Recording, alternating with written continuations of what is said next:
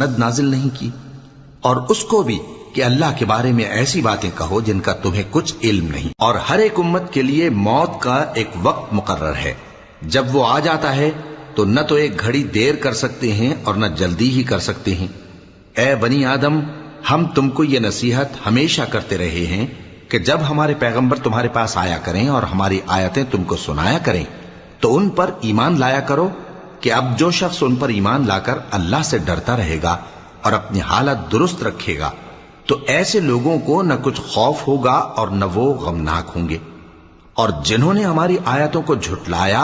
اور ان سے سرتابی کی وہی دوزخی ہیں کہ ہمیشہ اس میں جلتے رہیں گے۔ پس اس سے زیادہ ظالم کون جو اللہ پر جھوٹ باندھے یا اس کی آیتوں کو جھٹلائے؟